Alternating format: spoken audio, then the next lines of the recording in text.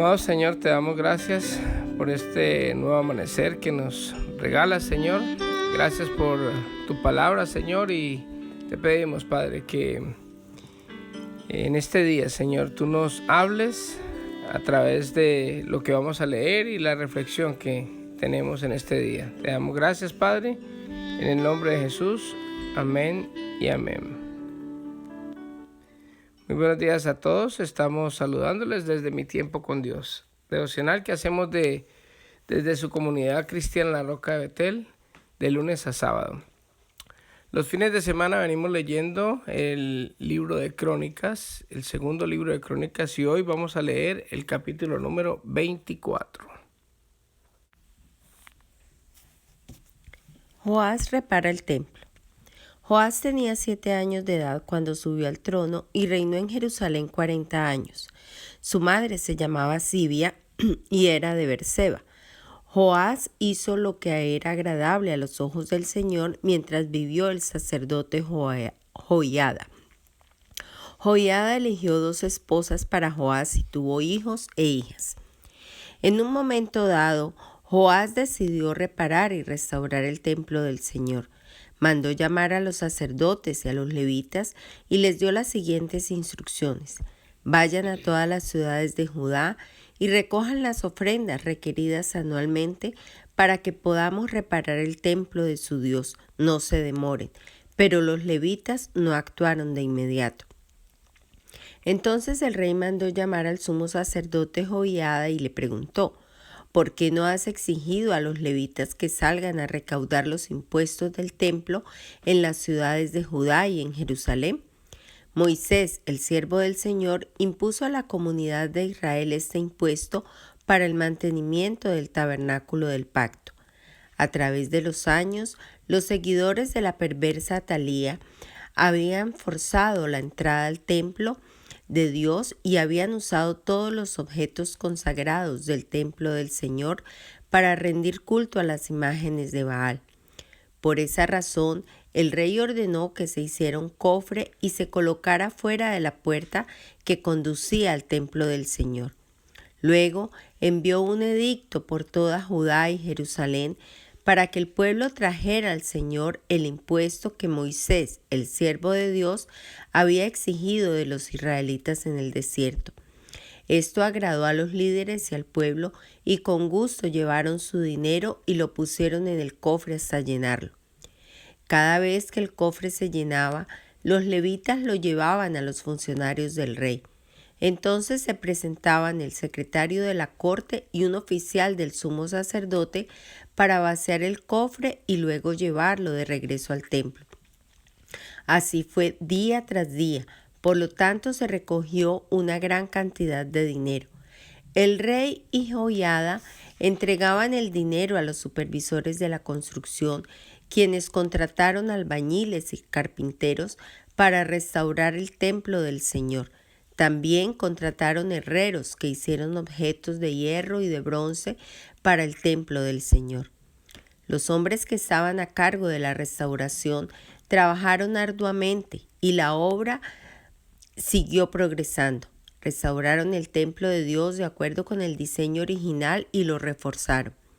Cuando terminaron con todas las reparaciones, llevaron el dinero que sobró al rey y a Joiada.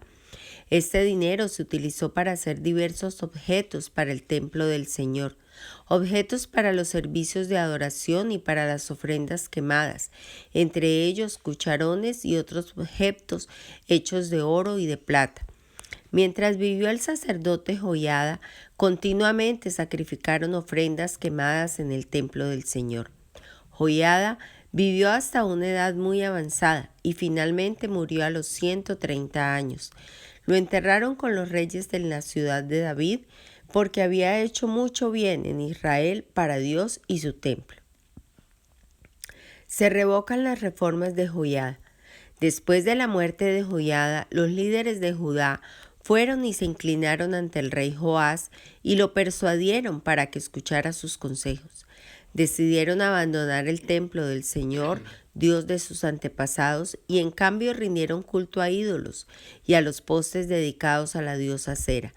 A causa de este pecado, el enojo divino cayó sobre Judá y Jerusalén. Sin embargo, el Señor envió profetas para que el pueblo se volviera a Él. Los profetas advirtieron al pueblo, pero aún así ellos no quisieron escuchar. Entonces el Espíritu de Dios vino sobre Zacarías, hijo de Joiada, el sacerdote. Se puso de pie delante del pueblo y dijo: Esto dice Dios: ¿por qué desobedecen los mandatos del Señor e impiden su propia prosperidad? Ustedes han abandonado al Señor y ahora Él los ha abandonado a ustedes. Entonces los líderes tramaron matar a Zacarías, y el rey Joás ordenó que lo mataran a pedradas en el atrio del templo del Señor. Así fue como el rey Joás pagó a Joiada por su lealtad, mató a su hijo. Las últimas palabras de Zacarías al morir fueron: que el Señor vea lo que ellos hacen y vengue mi muerte. Fin del reinado de Joás. En la primavera de ese año, el ejército arameo marchó contra Joás, invadieron a Judá y a Jerusalén y mataron a todos los líderes de la nación. Luego enviaron todo el botín a su rey en Damasco.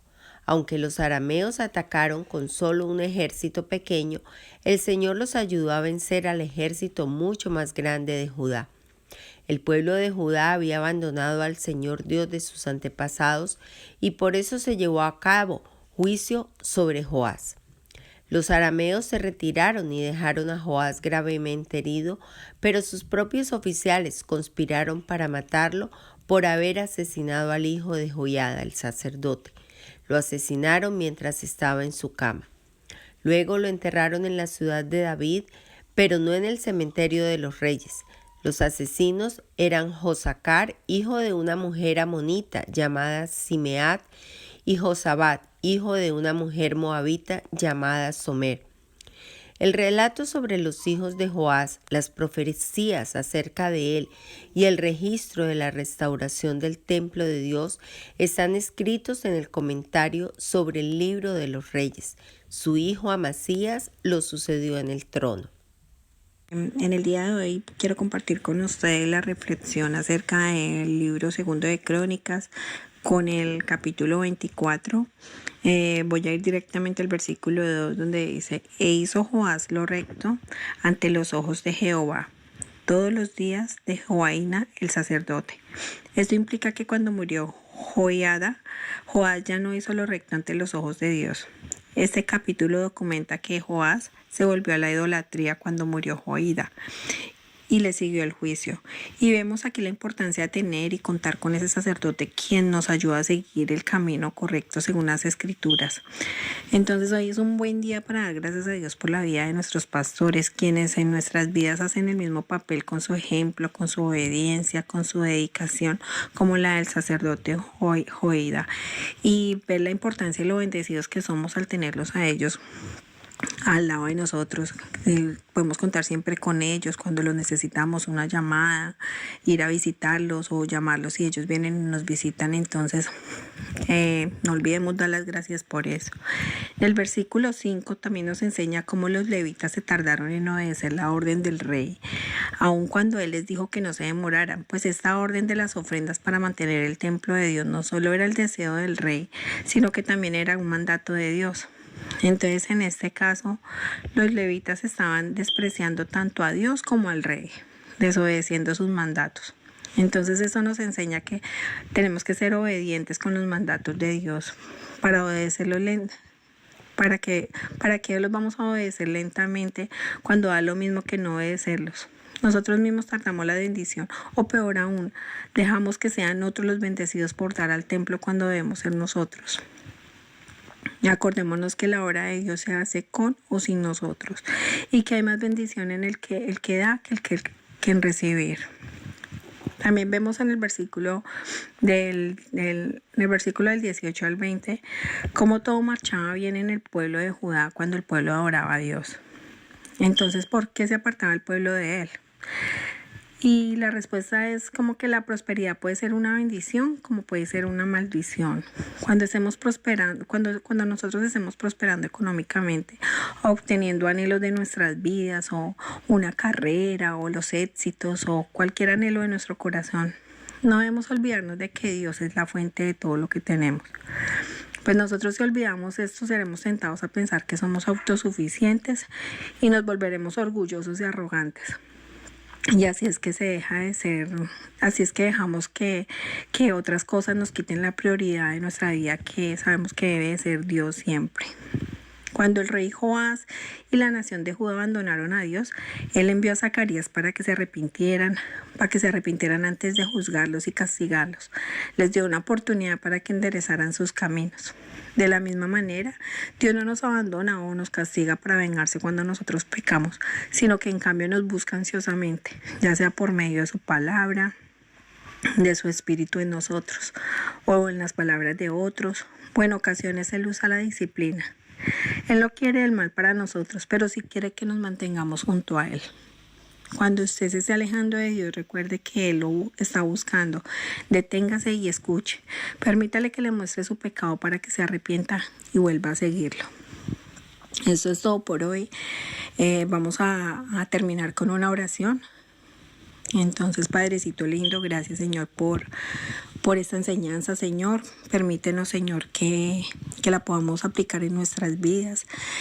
Danos esa luz, Señor, y esa sabiduría, Señor, para poder entender todos aquellos pecados, Señor, que aún no están claros. Y ayúdanos, Señor, por medio del Espíritu Santo a arrepentirnos de corazón, Señor, a cambiar de camino, Señor, a no ser tardos para obedecer tus mandatos, Señor, sino al contrario, que apenas sepamos cuáles son esos mandatos, Señor, apenas oigamos tu voz, Señor, seamos obedientes a tu palabra, seamos tus hijos, Señor, como dice en todo el contexto de la palabra, Señor. Podamos disfrutar, Señor, de todos esos beneficios, Señor, que trae el ser obedientes a ti, Señor. Gracias, Padre Celestial, por la vida de los pastores, Señor. Yo los bendigo en el nombre de Jesús. Yo te pido, Papito Dios, de que seas tú siempre bendiciéndolos, Señor, y protegiéndolos de cualquier peligro, Señor. Que seas tú, Señor, dándoles esa sabiduría divina, Papá Dios, que viene de ti, Señor, a ellos, para que por medio de ellos también sea transmitida tu palabra hacia nosotros, Señor. Gracias por este día, Padrecito lindo. Te amamos con todo el corazón. Perdona nuestros pecados, Señor. Ayúdanos a darle amor a todas las personas, Señor, aún a nuestros enemigos. Y quedamos en tus manos, Señor, el resto de tarde, el resto de noche, Señor. Y muchas gracias por todo. Te amamos, Señor, en el nombre de Jesús. Amén. Amado Padre, yo te doy gracias también, Señor, por la vida de Sandra y por la vida de Gabriel, Señor, que nos están ayudando, Señor, a traer estos mensajes, y tú los estás usando, Señor, para que tu palabra, Señor, también pueda ser transmitida por ellos, Señor.